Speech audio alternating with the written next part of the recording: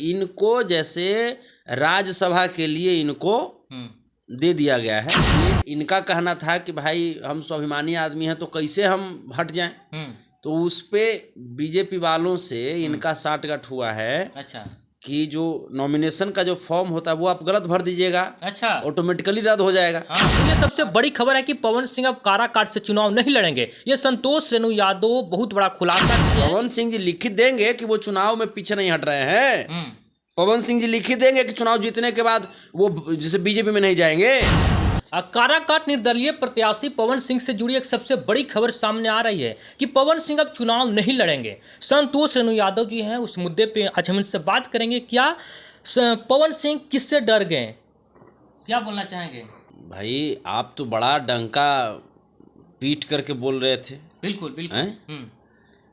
तो अब सिर्फ पवन सिंह जी नहीं, पूरे मोदी जी और पूरे एनडीए वाले जो है वो थर थर कांप रहे हैं देशवासियों से, मतदाताओं से। पवन सिंह तो मोदी के खिलाफ लड़ रहे थे। कहाँ मोदी जी के खिलाफ लड़ रहे हैं? कहाँ मोदी जी के खिलाफ लड़ रहे हैं? बोल तो रहे थे। इनके बयान में कभी इन्होंने मोदी जी को टारगेट किया क्या? कभी आप देखे हैं? अब तो पवन सिंह को कुछ दिन पहले सपोर्ट भी कर रहे थे। नहीं, हम सपोर्ट कहाँ कर रहे थे? कहाँ हम सपोर्ट कर रहे थे? सपोर्ट में बोल रहे थे।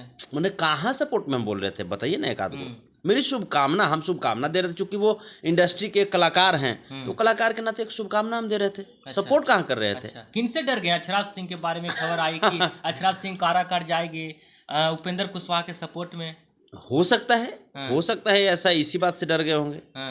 ये भी हो सकता है, हो सकता है। पूरे एनडीए में भगदड़ मची हुई है। अच्छा, क्योंकि इस बार देश में 142 करोड़ की जो आबादी है वो इंडिया महागठबंधन में विश्वास जता रहे हैं और इंडिया महागठबंधन को देश की सत्ता पे बैठाना चाह रहे हैं, देश की बागडोर देना चाह रहे हैं। बस यही बात का डर है इन लोगों को। अच्छा, पवन सिंह जो ये लौट गए हैं, नहीं लड़ेंगे काराकाट से, कितना ये बातों में सच्चाई है? बिल्कुल सच्चाई है ये चीजें। अब तो कुछ दिन में सामने भी आ जाएगा। क्या कुछ आप जानते हैं? कुछ दिन में सामने इनको जैसे राज्यसभा के लिए इनको दे दिया गया है। ये अब लॉलीपॉप थाम लिए हैं। अच्छा, है ना? और इनको राज्यसभा पर जो बात अंदरूनी, जहाँ तक मुझे जो जानकारी मिली है, इनको राज्यसभा के लिए भेजा जा रहा है। और ये इनका कहना था कि भाई हम स्वाभिमानी आदमी हैं तो कैसे हम हट जाएं। तो उस पे बीजेपी वालों से इनका साठगांठ हुआ है। अच्छा, कि जो नॉमिनेशन का जो फॉर्म होता है वो आप गलत भर दीजिएगा, अच्छा, ऑटोमेटिकली रद्द हो जाएगा। और रद्द हो जाएगा तो लोग आपको कहबो नहीं करेंगे कि हाँ आप पीछे हो गए, आपका मान सम्मान भी रह जाएगा। और उसके बदले में ये क्या करेंगे? उसके बदले में ये महागठबंधन को सिर्फ और सिर्फ उल्टा पुल्टा ये बोलेंगे और महागठबंधन के लोगों को ये जिम्मेवार ठहराएंगे, जबकि मेन साजिश इनकी और बीजेपी की रहेगी। सच्चाई है। तो ये जो बातें हैं, ये बात तो हम तो बहुत पहले से, हमको ऐसा लग रहा था, शक तो हम बहुत पहले से जता रहे थे, क्योंकि चुनाव लड़ने का जो तरीका था इनका, उसी से हमको समझ, जो बयानबाजी जो हो रही थी, बयानबाजी से ही हमको समझ में आ रहा था। मतलब मनीष कश्यप की तरह ये भी पलटी मार गए। वो तो उससे भी ज्यादा, वो तो उससे भी ज्यादा। अरे जैसे मनीष कश्यप जो है, मनीष कश्यप तो कम से कम जा करके दिल्ली में खुलेआम जो भी चीज था वो किया। आप तो पूरा एकदम पूरा दिखा दिए भाई। मनीष कश्यप के पास तो उतना पैसा नहीं था तब बैठ गया। आप तो अपने आप को क्या क्या नहीं बोल रहे थे, और उसके बाद ये स्थिति है। माँ का आशीर्वाद है, हम कैसे लौट सकते हैं? काराकाट के लिए माँ समर्पित कर दिया है।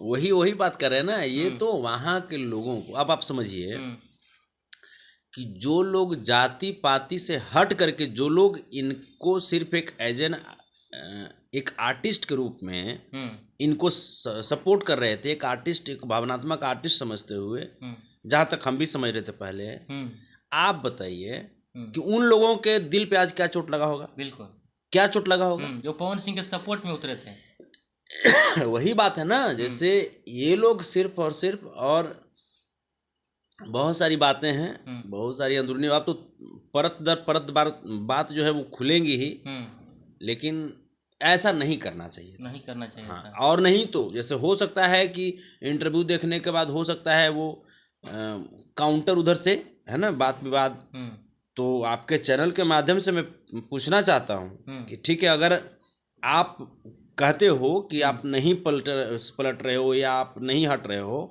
तो आप लिखित देंगे, आप लिखित देंगे कि आप मैंने चुनाव में आप नहीं हट रहे हैं।